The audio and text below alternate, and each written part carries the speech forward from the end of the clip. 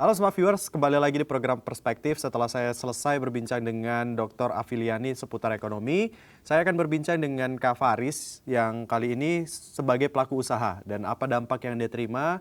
Jadi langsung aja kita ngobrol-ngobrol bareng Faris. Dengan merebaknya pandemi COVID-19, dampak apa saja sih yang kakak alami sebagai pelaku bisnis? Karena di tengah pandemi ini kan tentunya banyak acara yang di-cancel dan tidak jadi menggunakan produk kakak gitu.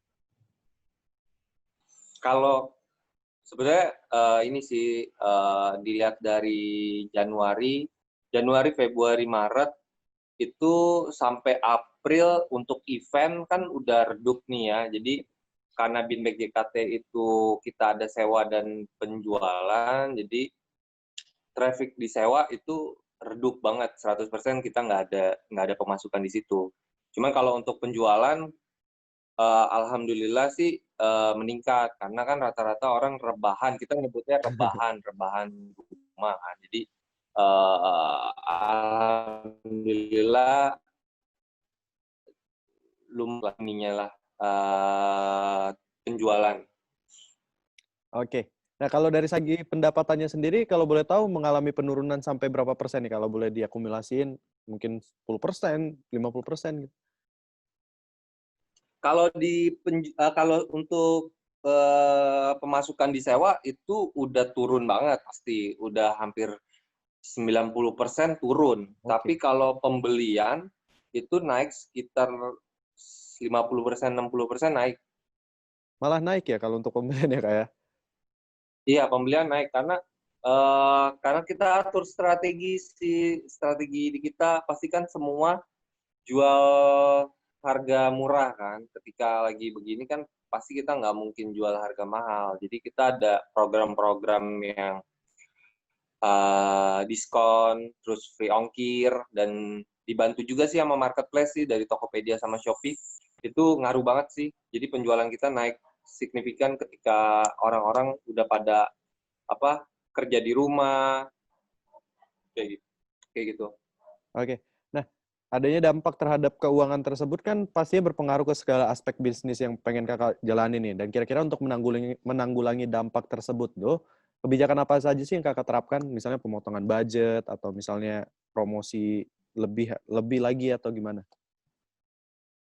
Kalau yang dilakukan dari semenjak pandemi itu, kita pasti potong budget pasti. Cuman eh, arahnya itu menjual barang yang masih ada di gudang. Jadi kita jual semua yang ada di gudang kita, baru kita jual baru.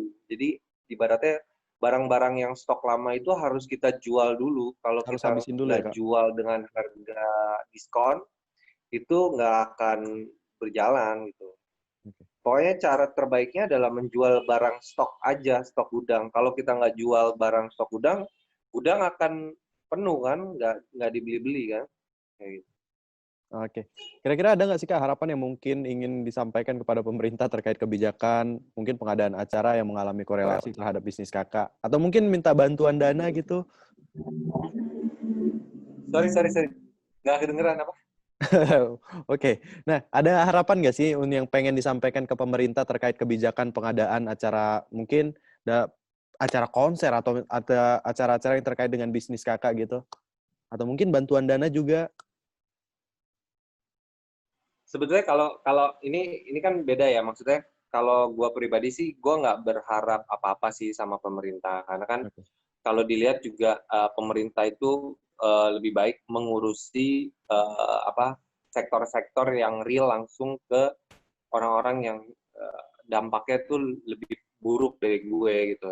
Berarti kalau kalau gue kan sebetulnya masih bisa bertahan gitu. Kalau kalau di dunia UMKM sebetulnya UMKM lah yang menolong pemerintah pada dasarnya itu. Jadi UKM lah uang perputaran banyak kan sebetulnya di UKM. Sisanya di brand-brand industri besar. Malah yang industri besar kan malah yang redup kan. Malah kita yang di UKM ini malah yang berjalan gitu, karena itu udah ketahuan kita yang menolong pemerintah.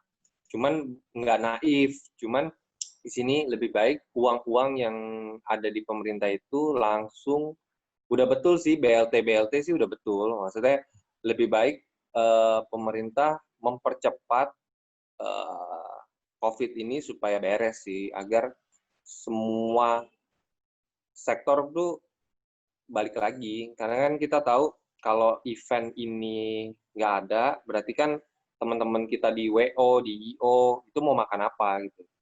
Kan balik lagi di situ. Cuman itu aja sih harapan atau pesan ke pemerintah agar dipercepat ininya lah, menanggulangi penyakitnya lah gitu loh.